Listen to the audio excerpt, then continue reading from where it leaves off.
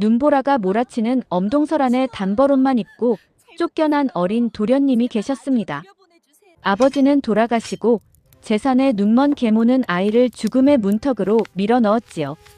모두가 외면할 때 아무도 주목하지 않던 여종 옥분이가 도련님의 손을 잡았습니다. 도련님, 울지 마십시오. 이제부터 인연이 도련님의 눈과 귀가 되어드릴 것입니다. 과연 이 여종은 평범한 노비였을까요?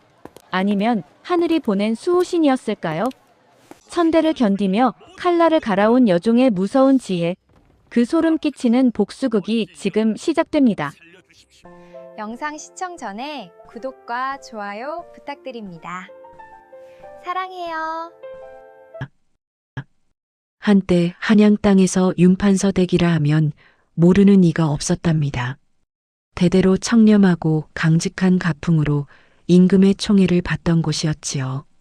하지만 호사다마라 했던가요? 윤판서가 갑작스러운 급한으로 세상을 떠나면서 이 집안에는 먹구름이 끼기 시작했습니다. 윤판서에게는 뒤늦게 들인 계모 한 씨가 있었는데 이 여인의 속내가 참으로 무서웠던 것이지요. 남편의 장례가 채 끝나기도 전에 한 씨는 본색을 드러냈습니다. 윤판서가 남긴 막대한 토지와 노비 문서, 그리고 곳간의 열쇠를 모두 제 소나기에 넣은 것이지요. 윤판서의 외아들인 어린 윤구는 아직 세상 물정 모르는 10살배기 아이였습니다. 도련님, 이제 이 집의 주인은 저예요. 죽은 아버지를 원망하든지 아니면 내 팔자를 탓하려무나. 한 씨는 차가운 미소를 지으며 윤구를 골방으로 밀어 넣었습니다. 하루에 밥 한 끼조차 제대로 주지 않았고 엄동설 안에 불도 떼지 않은 차가운 바닥에서 잠을 자게 했지요. 집안의 종들도 처음에는 도련님을 불쌍히 여겼으나 한 씨의 서슬 퍼런 위세에 눌려 누구 하나 선뜻 나서지 못했습니다. 그저 눈치만 보며 고개를 숙일 뿐이었지요. 그러던 어느 날 밤 한 씨는 자신의 신복인 집사를 불러 은밀한 모의를 합니다. 아무리 어려도 저 아이가 살아있는 한 나중에 뒤탈이 생길 터 오늘 밤 당장 내쫓으시오. 집사는 당황하며 물었습니다. 마님, 이 추운 밤에 저 어린아이를 내쫓으시면 얼어 죽으라는 말씀이십니까? 한 씨는 눈 하나 깜빡하지 않고 대답했지요. 죽든 살든 내 알 바 아니네. 내 눈앞에서 사라지게 하는 것이 중요할 뿐이야. 윤구는 잠결에 이 소리를 듣고 몸을 떨었습니다. 아버지가 그리워 눈물을 흘렸지만 돌아오는 것은 싸늘한 냉기뿐이었지요. 한 씨는 윤구의 방으로 들이닥쳐 얇은 옷 한 벌만 걸친 아이의 덜미를 낚아챘습니다. 어디서 감히 남의 집 방바닥을 더럽히느냐? 썩 나가지 못할까? 윤구는 신발도 제대로 신지 못한 채 대문 밖으로 밀려났습니다. 눈발은 점점 굵어지고 어린아이의 작은 어깨는 사정없이 떨리고 있었지요. 그때였습니다. 모두가 잠든 줄 알았던 노비들의 숙소에서 누군가 조용히 걸어 나왔습니다. 바로 이 집에서 가장 말 수 없고 존재감이 없던 여종, 옥분이였습니다. 옥분이는 등에 커다란 보찜을 지고 있었고 손에는 윤구의 두툼한 손바지와 털신이 들려 있었지요. 마님, 저도 도련님을 따라가겠습니다. 옥분의 목소리는 낮고 단호했습니다.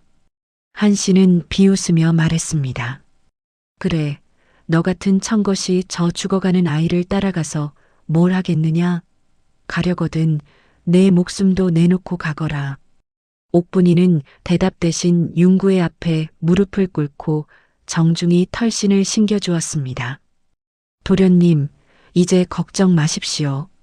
이 옥분이가 끝까지 모시겠습니다. 윤구는 옥분의 손을 잡고 엉엉 울음을 터뜨렸습니다. 대문이 쾅 닫히고 차가운 눈바람 속에 오직 두 사람만이 남겨졌지요. 한 씨는 집안에서 승전가를 부르며 술잔을 기울였겠지만 그녀는 몰랐을 것입니다. 자신이 내쫓은 것이 단순한 아이와 계집종이 아니라 훗날 제 목을 겨눌 칼날이었다는 사실을 말이지요. 옥분이는 도련님의 손을 꽉 쥐었습니다. 그녀의 눈빛은 평소의 유순한 여종의 것이 아니었습니다. 깊은 밤 숲속의 호랑이처럼 매섭고 날카롭게 빛나고 있었지요. 대문 밖으로 쫓겨난 두 사람 앞에는 끝도 없는 어둠과 휘몰아치는 눈보라뿐이었습니다. 윤구는 추위와 두려움에 다리가 후들거려 제대로 걷지도 못했지요. 옥분아, 우리는 이제 어디로 가야 하느냐? 아버지는 돌아가시고 집도 잃었으니 우리는 이제 죽은 목숨이나 다름없구나. 어린 도련님의 절망 섞인 목소리에 옥분이는 걸음을 멈추고 돌아보았습니다. 그녀는 도련님의 눈높이에 맞춰 몸을 낮추고 차분하게 말했습니다. 도련님, 고개를 드십시오. 윤씨 가문의 적장자가 어찌 함부로 죽음을 입에 올리십니까? 옥분이는 보찜에서 미리 준비해온 두툼한 겉옷을 꺼내 윤구에게 입혀주었습니다. 그녀의 손길은 거칠었으나 따뜻했고 흔들림이 없었습니다. 저 집은 이제 도련님의 집이 아닙니다. 하지만 언젠가 반드시 다시 찾아야 할 땅이지요. 그때까지는 제가 도련님의 성벽이 되어드릴 것입니다. 옥분이는 윤구를 등에 업었습니다. 가냘픈 여인의 몸 어디에서 그런 힘이 나오는지 그녀는 가파른 산길을 거침없이 올라가기 시작했습니다. 사실 옥분이는 평범한 집안의 여종이 아니었습니다. 과거 무인 집안의 딸로 태어났으나 집안이 영모에 휘말려 몰락하면서 노비의 신분으로 팔려온 것이었지요. 그녀는 아버지가 가르쳐준 기공과 지략을 숨긴 채 때를 기다리며 윤판서 댁에서 숨을 죽이고 살았던 것입니다. 윤판서가 살아생전 그녀의 비범함을 알아보고 윤구의 곁에 붙여주려 했으나 그 뜻을 이루기 전에 돌아가신 것이었지요. 산속으로 한참을 들어가자 버려진 작은 오두막 하나가 나타났습니다. 옥분이는 미리 이곳을 봐두었던 것인지 익숙하게 들어가 불을 피우기 시작했습니다. 여기서 며칠간 머물며 기운을 차려야 합니다. 한시 그 여자가 사람을 보내 우리를 감시할지도 모르니까요. 윤구는 불기운에 몸을 녹이며 옥분이를 신기하게 바라보았습니다. 너는 어찌 이리 대담하냐? 무섭지도 않으냐? 옥분이는 엷은 미소를 지으며 대답했습니다. 사람의 마음이 가장 무서운 법이지요. 자연의 추위는 옷으로 막을 수 있으나 사람의 욕심은 끝이 없어 막을 길이 없습니다. 도련님은 이제 그 욕심을 이겨낼 지혜를 배우셔야 합니다. 옥분이는 보찜에서 책 몇 권과 붓, 그리고 벼루를 꺼냈습니다. 그것은 윤구가 평소 아끼던 학용구들이었습니다. 이 상황에서도 공부를 하라는 것이냐? 윤구가 묻자 옥분이는 엄한 목소리로 말했습니다. 글은 힘입니다. 도련님이 아는 것이 없으면 저들에게 다시 빼앗길 뿐입니다. 낮에는 글을 읽으시고 밤에는 제가 가르치는 몸놀림을 익히십시오. 그날 밤부터 옥분이는 윤구에게 독한 훈련을 시키기 시작했습니다. 단순히 글만 가르치는 것이 아니라 산속에서 살아남는 법, 사람의 심리를 읽는 법, 그리고 제 몸 하나는 스스로 지킬 수 있는 호신술을 가르쳤지요. 윤구는 처음에는 힘들어서 눈물을 쏟았지만 옥분이의 단호한 눈빛을 볼 때마다 입술을 깨물고 버텼습니다. 산속의 밤은 깊어만 같고 오두막에서 새어나오는 작은 불빛만이 두 사람의 유일한 희망이었습니다. 한편 마을에서는 한씨가 사람을 풀어 두 사람의 행방을 찾고 있었습니다. 분명 멀리 못 갔을 것이다. 산속에서 얼어 죽었는지 확인하고 혹 살아있거든 조용히 처리해라. 한씨의 명령을 받은 자들이 산을 뒤지기 시작했지만 옥분이는 이미 그들의 움직임을 예상하고 있었습니다. 그녀는 오두막 주위에 덫을 놓고 흔적을 지우며 추적자들을 따돌렸지요. 마치 노련한 사냥꾼처럼 그녀는 어린 주인을 품에 안고 거대한 어둠과 맞서 싸우고 있었습니다. 이것이 바로 위대한 복수의 시작임을 세상은 아직 모르고 있었습니다. 겨울이 가고 봄이 왔지만 산속의 생활은 여전히 고달팠습니다. 옥분이는 낮에는 나무를 캐고 사냥을 하여 식량을 구했고 밤에는 융구의 스승이 되었습니다. 융구는 하루가 다르게 성장했습니다. 얼굴에 젖살은 빠지고 눈매는 아버지를 닮아 날카로워졌으며 옥분에게 배운 무예 덕분에 몸놀림 또한 범상치 않았지요. 그러던 어느 날 옥분이가 융구를 불러 앞에 앉혔습니다. 그녀의 손에는 낡은 비단 주머니 하나가 들려 있었습니다. 도련님, 오늘 제가 보여드릴 것이 있습니다. 이것은 판서 어른께서 돌아가시기 직전 제게 맡기신 것입니다. 융구의 눈이 커졌습니다. 아버지께서? 그런데 왜 이제야 꺼내는 것이냐? 옥분이는 조심스럽게 주머니를 열었습니다. 그 안에는 작은 인장 하나와 피로 쓴 서신 한 장이 들어 있었습니다. 융구는 서신을 읽어 내려가기 시작했습니다. 그것은 윤 판서가 자신의 죽음을 예견하고 한 씨의 배신을 대비해 미리 작성해둔 진짜 유언장이었습니다. 집안의 모든 가산이 사실은 융구에게 상속되어야 하며 한 씨가 가진 문서는 모두 위조된 것이라는 증거가 적혀 있었지요. 판서 어른께서는 한 씨의 뒤에 더 큰 세력이 있음을 아셨습니다. 그래서 바로 관가에 알리지 못하고 도련님이 스스로를 지킬 힘을 가질 때까지 기다리라고 하셨던 것이지요. 융구는 주먹을 불끈 쥐었습니다. 그렇다면 내 아버지는 병사하신 것이 아니라 저들에게 시해당하신 것이냐? 옥분이는 침묵했습니다. 그 침묵은 긍정보다 더 무거운 대답이었습니다. 융구의 눈에서 뜨거운 눈물이 흘러내렸습니다. 분노와 슬픔이 뒤섞인 외침이 산골짜기를 울렸지요. 내 반드시 돌아가겠다. 돌아가서 내 아버지의 원한을 갚고 저 사악한 여인을 단죄하겠다. 옥분이는 융구의 어깨를 짚었습니다. 그러기 위해서는 지금의 분노를 차갑게 식히셔야 합니다. 복수는 칼로만 하는 것이 아닙니다. 세상의 법도를 이용하고 저들의 죄를 만천하에 드러내야 합니다. 옥분이는 그날 이후 융구에게 더 엄격한 교육을 시행했습니다. 단순히 유교 경전을 외우는 것이 아니라 행정법과 형벌에 관한 지식을 전수했습니다. 또한 옥분은 은밀히 산 아래로 내려가 과거 동지였던 몰락한 무사들과 접촉하기 시작했습니다. 그녀의 정체는 사실 과거 금이영의 실력자였던 아버지의 대를 이은 뛰어난 첩보원이기도 했던 것입니다. 그녀는 융구를 왕제로 키우듯 모든 정성을 다해 그를 다듬어 나갔습니다. 어느덧 3년의 세월이 흘렀습니다.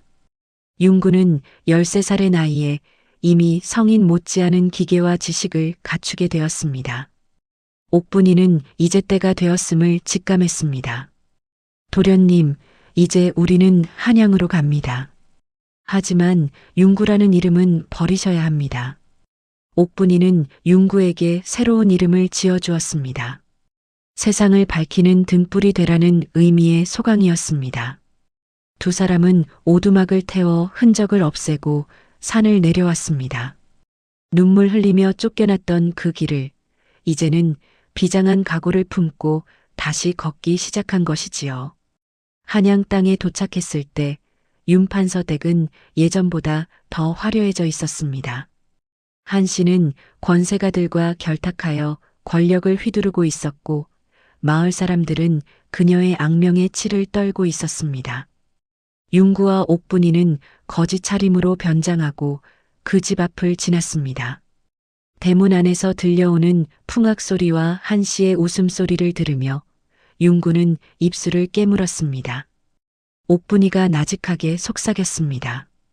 보십시오, 도련님. 저 화려함은 모래성일 뿐입니다. 우리가 흔들면 한순간에 무너질 환영이지요. 그녀의 눈에는 이미 거대한 복수의 설계도가 그려져 있었습니다. 지혜로운 여종과 장성한 도련님, 두 사람의 그림자가 한양의 어스름 속으로 스며들었습니다.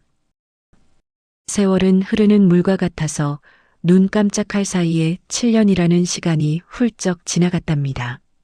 산속의 낡은 오두막에서 보낸 시간은 융구에게 단순한 피신처가 아니라 거대한 수련의 장이었지요. 어린아이였던 융구는 이제 헌출한 키와 단단한 어깨를 가진 청년 소강으로 장성했습니다. 그의 눈빛은 깊은 연못처럼 고요했으나 그 안에는 벼려진 칼날 같은 예리함이 숨겨져 있었지요.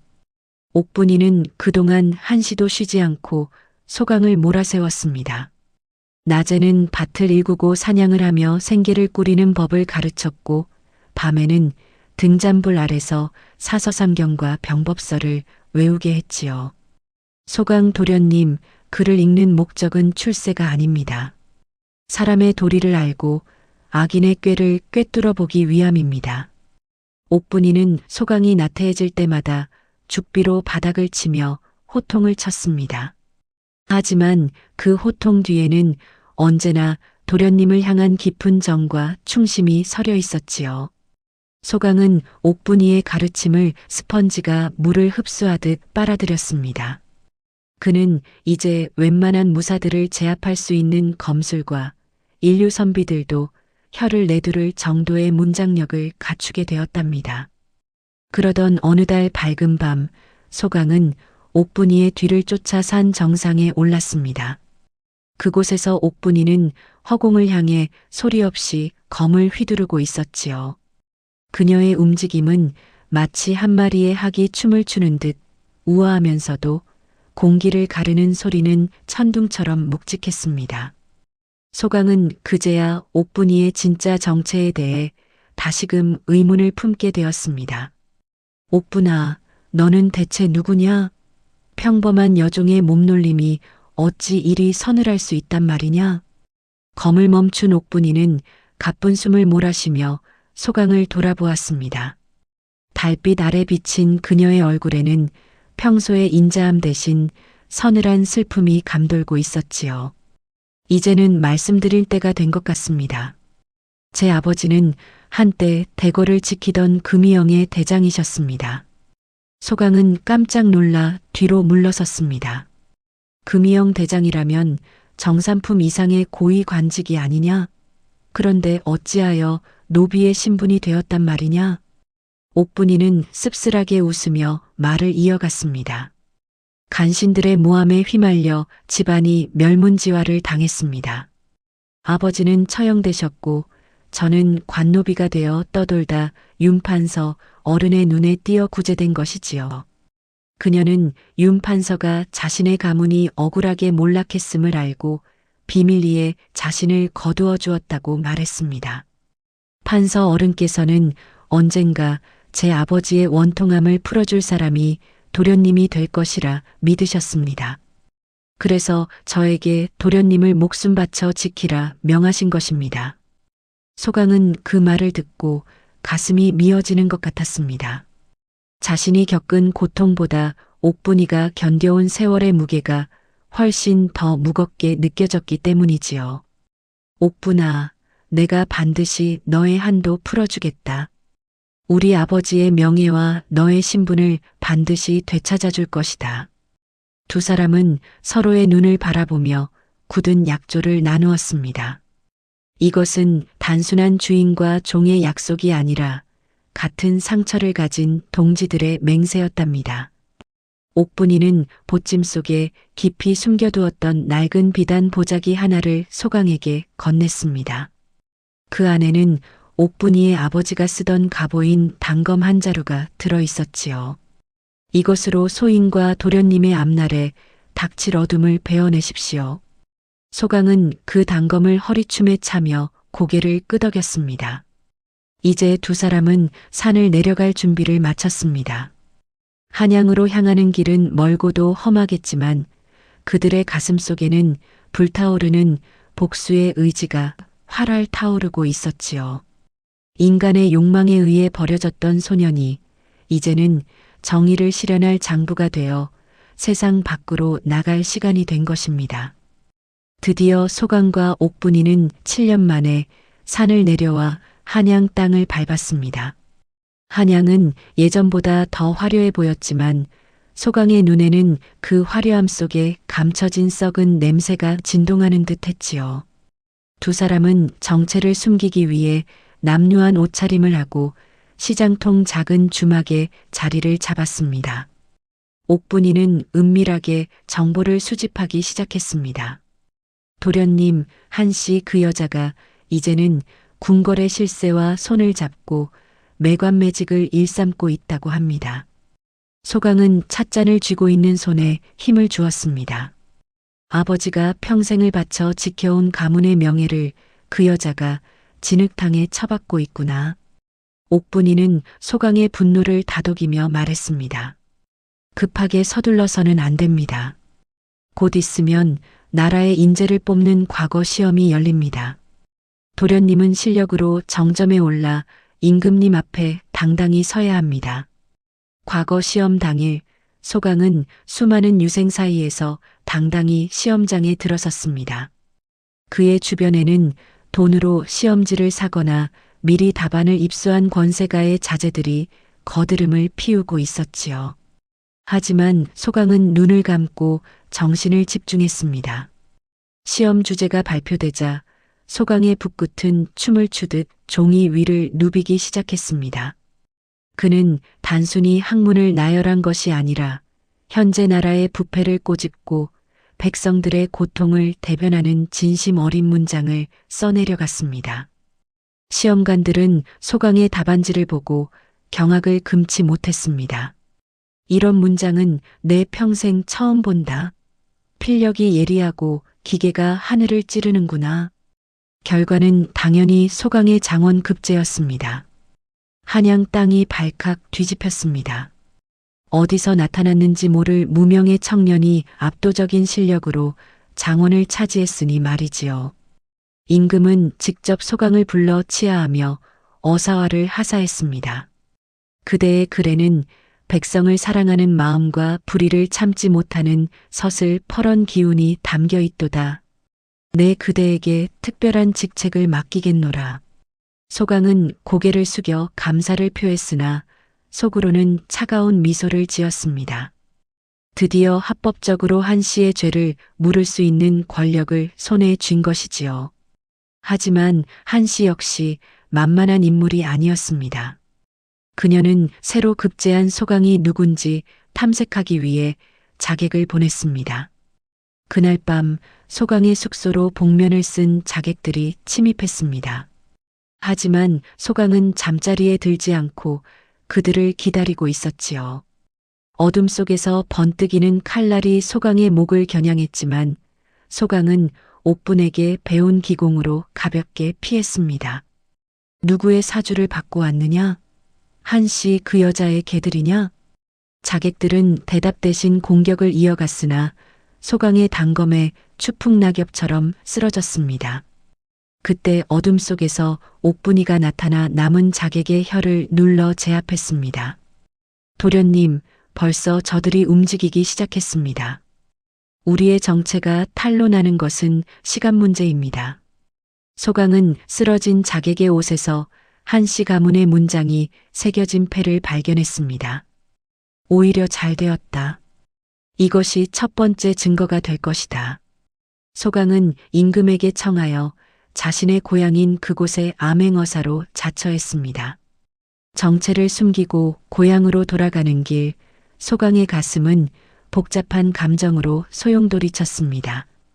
울며 쫓겨났던 그 길을 이제는 마패를 품에 안고 당당히 돌아가는 것이었지요.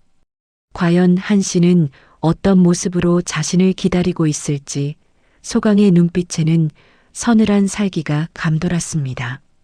시청자 여러분, 이제 진짜 복수가 시작되려 합니다. 정의가 승리하는 그 순간까지 잠시도 눈을 떼지 마십시오. 소강과 옥분이는 암행어사의 신분을 철저히 숨긴 채 넝마주의 차림으로 고향 마을에 발을 들였습니다. 마을 입구에 들어서자마자 그들은 참혹한 광경을 목격했습니다. 윤판서 댁이었던 그 집 앞에는 굶주린 백성들이 줄을 서 있었고 한시의 하인들은 그들을 몽둥이로 내쫓고 있었지요. 마님께서 시끄러운 소리를 싫어하신다. 저리 꺼지지 못할까? 소강은 주먹을 꽉 쥐었지만 옥분이가 소매를 잡아 말렸습니다. 지금 나서면 안 됩니다. 더 큰 죄상을 모아야 합니다. 두 사람은 마을 주막에 머물며 사람들의 이야기를 들었습니다.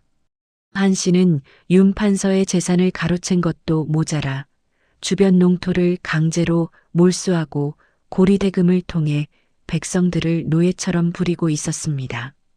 심지어 관아의 사또와 결탁하여 세금을 가로채고 자신의 악행을 고발하려는 자들을 소리 소문 없이 없앴다는 소문도 돌았지요. 그 한씨 마님이라는 여자가 보통 독한 게 아니래도 예전에 그 집 아들도 추운 겨울에 내쫓아 죽였다는 소문이 파다하니까 말이야. 주막 주인의 말에 소강의 눈시울이 붉어졌습니다. 사람들은 모두 자신이 죽은 줄로만 알고 있었던 것이지요. 소강은 밤이 되자 은밀하게 옛집의 담벼락을 넘었습니다. 그곳은 자신이 어린 시절 아버님과 함께 거닐던 정원이었으나 이제는 화려하지만 천박한 치장으로 뒤덮여 있었습니다. 소강은 한 씨의 처소 근처로 다가가 숨을 죽였습니다. 방 안에서는 한 씨와 사또의 은밀한 대화가 들려왔습니다. 마님, 이번에 새로 온 암행어사가 보통 내기가 아니라고 합니다. 조심하셔야겠습니다. 한 씨의 날카로운 웃음소리가 들렸습니다. 어사면 어사지. 나 한 씨가 누구입니까? 돈으로 안 되는 게 있습니까? 그 어사라는 자도 내 앞에 오면 꼬리를 살랑살랑 흔들게 만들 터이니 걱정 마세요. 그녀의 아나무인 격인 태도에 소강은 분노가 치밀어 올랐지만 냉정함을 유지했습니다. 그때 옥분이가 소강의 어깨를 톡톡 건드리며 신호를 보냈습니다. 그녀는 한 씨의 비밀 금고 위치를 알아낸 것이었지요. 두 사람은 한 씨가 잔치를 벌이는 틈을 타 서재의 비밀 공간으로 들어갔습니다. 그곳에는 그동안 한 씨가 저질러온 온갖 부정부패의 증거들이 산더미처럼 쌓여 있었습니다. 위조된 유언장, 뇌물장부, 그리고 무고한 사람들을 죽이려 했던 지령서까지. 이것이면 충분하다. 내 내일 정오에 이 집을 피바다로 만들어주마. 소강의 목소리는 낮았지만 단호했습니다. 다음 날 아침 마을에는 큰 잔치가 열렸습니다. 한 씨가 자신의 생일을 축하하기 위해 관아 사람들을 불러 모은 것이었지요. 한 씨는 화려한 비단옷을 입고 상석에 앉아 거드름을 피우며 술잔을 기울였습니다. 자, 마십시다. 이 세상에 내 앞길을 막을 자는 아무도 없소. 그때였습니다. 누더기를 걸친 한 청년이 잔치 한복판으로 유유히 걸어 들어왔습니다. 하인들이 그를 막으려 했지만 청년의 기세에 눌려 다가가지 못했지요. 누구냐?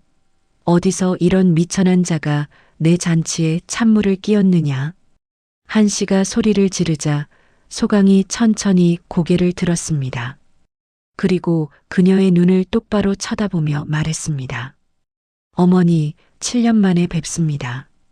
그동안 무탈하셨습니까? 한 씨의 손에 든 술잔이 바닥으로 떨어져 박살이 났습니다. 죽은 줄로만 알았던 윤구가 살아서 돌아온 것입니다. 좌중은 찬물을 끼얹은 듯 고요해졌고 옥분이는 그 뒤에서 마패를 꺼내 들 준비를 마쳤습니다. 이제 드디어 감춰졌던 진실이 햇빛 아래 드러날 순간이 다가온 것입니다. 한 씨의 안색은 순식간에 잿빛으로 변했습니다. 방금 전까지 호기롭게 술을 들이켜던 그 기세는 어디로 갔는지 손에 쥐고 있던 잔이 바닥을 굴러가며 서늘한 소리를 냈지요. 내가 어찌 살아있단 말이냐? 분명 그 밤에 얼어 죽었을 텐데. 한 씨의 이 짧은 외침은 그녀 스스로가 죄를 지었음을 만천하에 공포한 것이나 다름없었습니다. 주변에 모여있던 마을 사람들과 관아 관리들이 웅성거리기 시작했지요. 소강은 차가운 미소를 지으며 한 걸음 더 다가갔습니다. 어머니, 제가 죽기를 간절히 바라셨나 봅니다. 하지만 하늘은 정녕 무심하지 않으셨지요. 저를 죽음의 문턱에서 살려내신 것은 바로 아버님의 억울한 원혼이 아니겠습니까? 한 씨는 곧바로 정신을 차리려 애쓰며 사또를 쳐다보았습니다. 사또, 무엇 하십니까? 저 미친놈이 제 생일 잔치에 와서 헛소리를 늘어놓고 있는데 당장 잡아 가두지 않으시고. 사또 역시 당황했으나 한 씨에게 받은 뇌물이 산더미 같았기에 급히 포졸들에게 소리쳤습니다. 이게 아무도 없느냐? 당장 저 근본 없는 자를 끌어내어 곤장을 쳐라. 포졸들이 달려들려던 그 찰나였습니다. 소강의 뒤를 지키고 있던 옥분이가 품 안에서 무언가를 꺼내 번쩍 들어 올렸습니다. 그것은 눈이 부시도록 찬란하게 빛나는 노쇠 조각, 바로 암행어사의 마패였습니다. 암행어사 출두야. 옥분의 목소리는 산천을 울릴 듯이 우렁찼습니다. 동시에 담벼락 너머에서 대기하고 있던 역졸들이 구름처럼 밀려들어와 집안을 가득 메웠지요. 잔치마당은 아수라장이 되었습니다. 술상을 업고 도망가려는 자, 벌벌 떨며 바닥에 엎드리는 자들로 아비규환이 따로 없었지요. 소강은 품 안에서 어사화가 꽂힌 관모를 꺼내 쓰고 정중하게 두루마기를 고쳐 입었습니다. 그는 이제 가련하게 쫓겨났던 소년이 아니라 왕의 명을 받들어 부패한 권력을 심판하러 온 서슬 퍼런 칼날이었습니다. 사또는 듣거라. 내 놈은 백성의 고열을 짜내어 이 여인과 결탁하고 나랏돈을 제 주머니 채우듯 써왔으니 그 죄를 어찌 다 감당하려느냐. 사또는 마패를 보자마자 다리에 힘이 풀려 주저앉았습니다. 사또 나리, 살려주십시오. 저는 그저 이 여인이 시키는 대로 했을 뿐입니다. 비겁한 사또의 변명에 한 씨는 이를 갈며 소리쳤습니다. 이 비겁한 놈, 내가 받아 처먹은 금덩이가 얼마인데 이제 와서 나를 파느냐. 두 악인이 서로를 비난하며 추태를 부리는 모습은 참으로 해악적이면서도 씁쓸한 광경이었지요. 소강은 그들을 차갑게 내려다보며 옥분에게 신호를 보냈습니다. 옥분이는 기다렸다는 듯이 한 씨의 방에서 찾아낸 비밀 장부와 위조된 유언장을 꺼내 들었습니다. 여기에 적힌 모든 것이 당신들의 죄상을 증명할 것입니다. 위조된 인장, 독약을 구입한 기록, 그리고 무고한 사람들을 해치라 지시한 서신까지 단 하나도 빠짐없이 말이요. 한 씨는 그 장부를 보자 마지막 희망마저 끊어진 듯 털썩 주저앉았습니다. 그녀의 화려한 비단옷은 흙먼지로 더러워졌고 머리에 꽂은 금비녀는 바닥에 떨어져 볼품없이 나뒹굴었습니다. 인간의 끝없는 욕심이 빚어낸 결말은 이토록 허망한 법이지요. 소강은 마을 사람들을 향해 크게 외쳤습니다. 오늘부로 이 집안의 모든 부정한 재산은 몰수하여 고통받던 백성들에게 돌려줄 것이며 죄를 지은 자들은 단 한 명도 빠짐없이 죗값을 치르게 할 것이다. 백성들의 환호성이 하늘을 찌르듯이 울려 퍼졌습니다. 7년 전 눈물을 흘리며 산속으로 사라졌던 어린 주인이 장성하여 정의를 들고 돌아온 이 순간 마을의 공기는 비로소 맑아지는 듯 했습니다. 하지만 소강의 가슴 한구석은 여전히 시렸습니다. 이 승리가 돌아가신 아버님을 되살려올 수는 없었기 때문이지요. 옥분이는 그런 소강의 손을 가만히 잡았습니다. 그녀의 따뜻한 손길만이 소강의 얼어붙은 마음을 녹여주고 있었습니다. 다음 날 관아의 동원 마당에는 엄숙한 기운이 감돌았습니다. 어사 소강은 상석에 앉아 한 씨와 사또 그리고 그들의 수하들을 줄지어 무릎 꿇렸지요. 마을 백성들은 이 역사적인 심판을 구경하기 위해 구름처럼 몰려들었습니다. 한 씨, 너는 윤판서 댁의 안주인이라는 지위를 이용하여 남편을 서서히 죽게 만든 독약을 썼다는 의혹이 있다. 사실이냐? 소강의 서늘한 질문에 한 씨는 끝까지 입을 굳게 다물었습니다. 하지만 옥분이가 증인 한 명을 데려왔을 때 그녀의 평정심은 완전히 무너졌지요. 그 증인은 바로 예전 윤판서의 탕약을 다렸던 늙은 종이었습니다. 그는 한 씨의 협박에 못 이겨 도망쳐 살고 있었으나 옥분이가 끈질기게 추적하여 찾아낸 것이었지요. 날이 2년이 시켰습니다. 판서 어른의 약에 매일같이 조금씩 비상을 섞으라 하였고 제가 거부하자 제 식솔들을 죽이겠다고 위협했습니다. 늙은 종의 통곡 섞인 증언에 백성들은 분노하여 욕설을 퍼부었습니다. 한 씨는 그제야 미친 듯이 웃기 시작했습니다. 그래, 내가 했다. 그 고지식한 영감이 죽어야 내가 이 집의 주인이 될 수 있었으니까. 내가 왜 그 늙은이 밑에서 종처럼 살아야 한단 말이냐. 그녀의 광기 어린 고백은 장내를 얼어붙게 만들었습니다. 인간의 탈을 쓰고 어찌 그리 모진 짓을 할 수 있는지 사람들은 혀를 내둘렀지요. 소강은 눈을 감고 아버님의 얼굴을 떠올렸습니다. 그리고 마침내 준엄한 판결을 내렸습니다. 한 씨는 남편을 시해하고 자식을 버렸으며 나라의 기강을 어지럽혔으니 사약을 내려 그 목숨을 거둘 것이요.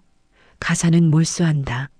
사또는 관직을 박탈하고 평생 변방의 노역형에 처한다. 판결이 내려지자마자 집행관들이 한 씨를 끌고 나갔습니다. 그녀는 끌려가면서도 끝까지 저주를 퍼부었으나 그 목소리는 이내 바람 속에 흩어지고 말았지요. 심판이 끝난 후 소강은 홀로 아버님의 묘소를 찾았습니다. 그 곁에는 언제나처럼 옥분이가 묵묵히 서 있었지요.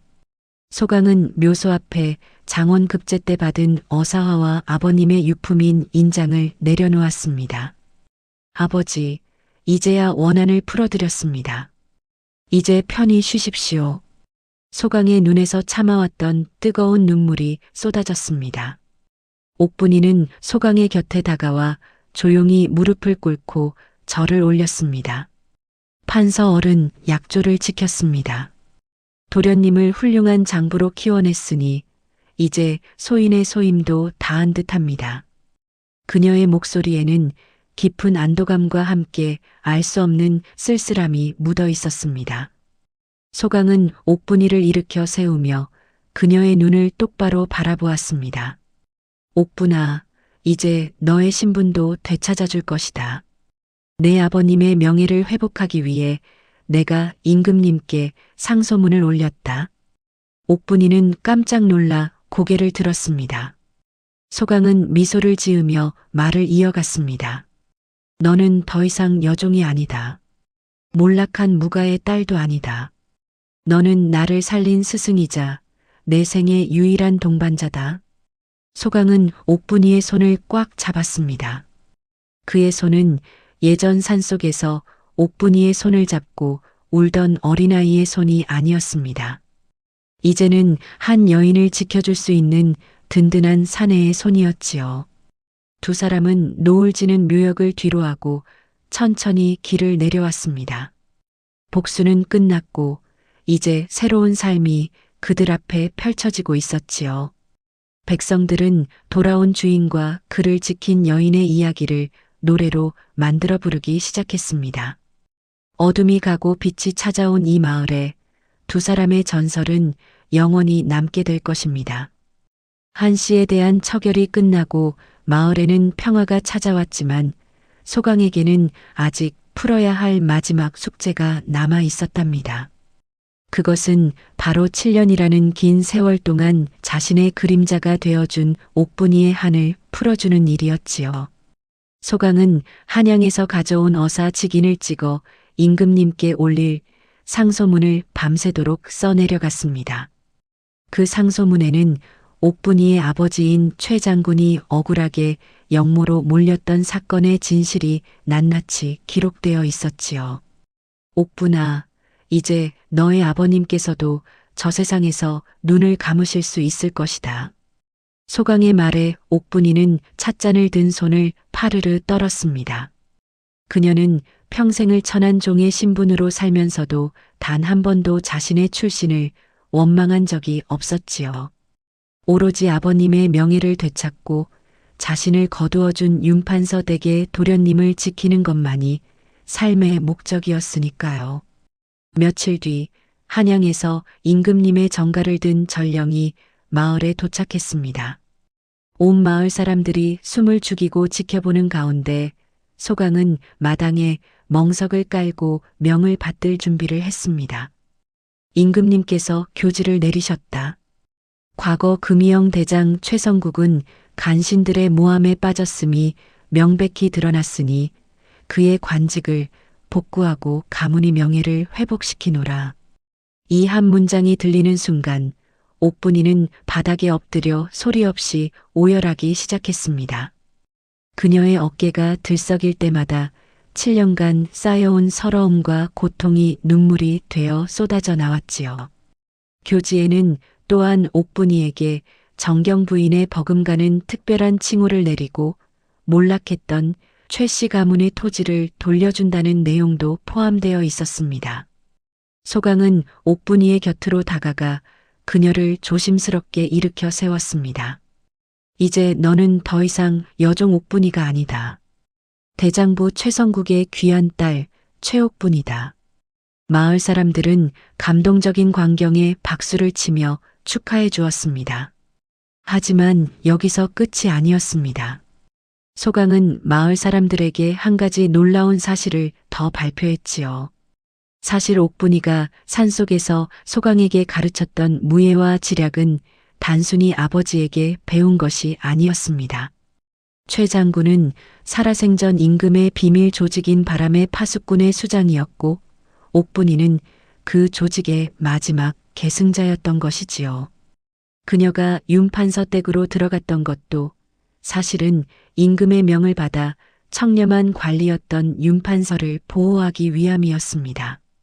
윤판서가 갑작스럽게 서거하자 그녀는 임무를 넘어선 인간적인 정과 충심으로 어린 윤구를 끝까지 지켜낸 것이었지요. 이 놀라운 반전에 마을 사람들은 입을 다물지 못했습니다.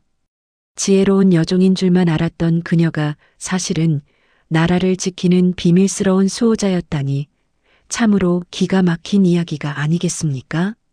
소강은 옥분이의 손을 잡고 조용히 속삭였습니다. 옥분아, 아니 이제 옥분 낭자라 불러야겠구나. 이제는 나를 지키는 파수꾼이 아니라 내 곁에서 함께 걷는 반려자가 되어주겠느냐? 옥분이는 수줍게 고개를 숙이며 소강의 손을 마주 잡았습니다. 두 사람의 눈빛이 교차하는 순간 정원에는 따뜻한 봄바람이 불어와 꽃잎을 흩뿌렸지요. 욕망과 배신으로 얼룩졌던 이 집안에 비로소 진정한 사랑과 정의의 꽃이 피어난 것이었습니다. 시청자 여러분, 사람의 인연이라는 것이 참으로 묘하지 않습니까? 가장 낮은 곳에 있던 이가 가장 높은 뜻을 품고 있었고, 가장 약해 보이던 이가 가장 강한 힘으로 세상을 바꾸었으니 말입니다. 세월은 다시 흘러 소강과 옥분이는 이 마을에 존경받는 어른이 되었습니다. 소강은 벼슬길에 나아가 중앙정계에서 백성들을 위한 정치를 펼쳤고, 옥분이는 가문을 다스리며 어려운 이웃들을 돌보았지요. 두 사람 사이에는 영특한 자식들이 태어났고 집안에는 웃음소리가 끊이지 않았습니다. 하지만 두 사람은 자신들이 겪었던 고통의 시간을 결코 잊지 않았습니다. 매년 겨울 눈보라가 치는 날이면 소강과 옥분이는 화려한 옷을 벗고 남루한 차림으로 산속의 그 오두막을 찾았답니다. 그곳에서 고구마를 구워 먹으며 힘들었던 시절을 회상하고 초심을 잃지 않기로 다짐했지요. 도련님, 아니 대감마님, 그때 저를 따라 산으로 오신 것을 후회하신 적은 없으십니까? 옥분이가 장난스럽게 물으면 소강은 허허 웃으며 대답했습니다.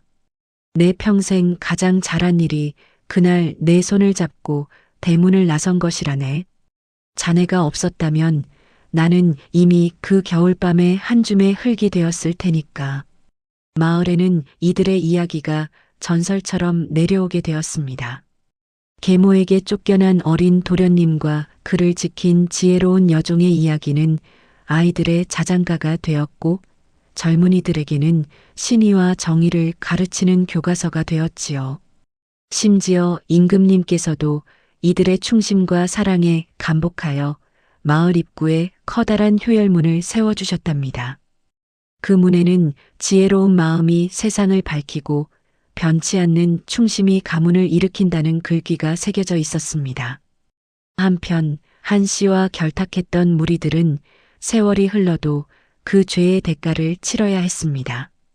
그녀의 자식들 또한 어머니의 악행이 드러나면서 세상의 지탄을 받았고 결국 가문은 완전히 몰락하여 자취를 감추었지요. 뿌린 대로 거둔다는 말은 예나 지금이나 틀린 법이 없는 모양입니다. 시청자 여러분, 오늘 이 이야기를 통해 우리는 무엇을 느낄 수 있을까요? 돈과 권력은 안개와 같아서 한순간에 사라지지만 사람 사이의 믿음과 지혜는 바위처럼 단단하여 세월을 이겨낸다는 사실입니다. 옥분이가 가졌던 것은 칼날보다 무서운 지혜였고 소강이 가졌던 것은 시련을 견디는 인내였습니다. 이 두 가지가 만났을 때 비로소 거대한 악을 물리치고 정의를 세울 수 있었던 것이지요. 지금 혹시 어려운 처지에 계신 분들이 계신가요? 혹은 주변의 배신으로 마음의 상처를 입으신 분들이 계신가요? 오늘의 소강과 옥분이처럼 포기하지 말고 끝까지 자신을 믿으며 지혜롭게 길을 찾아가시길 바랍니다. 하늘은 반드시 스스로 돕는 자를 돕고 진심은 언제나 승리하는 법이니까요.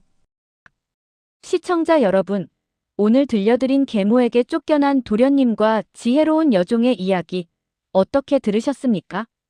추운 겨울을 견뎌내고 찬란한 봄을 맞이한 두 사람의 이야기가 가슴 뭉클하지 않으셨나요? 인생이라는 길을 걷다 보면 누구나 눈보라를 만날 때가 있습니다. 하지만 그 곁에 나를 믿어주는 단 한 사람만 있다면 우리는 어떤 고난도 이겨낼 수 있을 것입니다.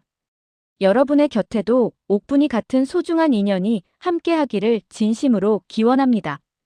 오늘 이야기가 재미있으셨다면 구독과 좋아요, 그리고 따뜻한 댓글 부탁드립니다.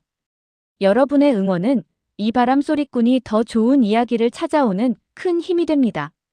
다음 이 시간에도 여러분의 귀를 즐겁게 하고 마음을 울리는 기가 막힌 야담으로 찾아뵙겠습니다. 지금까지 바람소리꾼이었습니다. 항상 건강하시고 편안한 밤 되십시오. 감사합니다.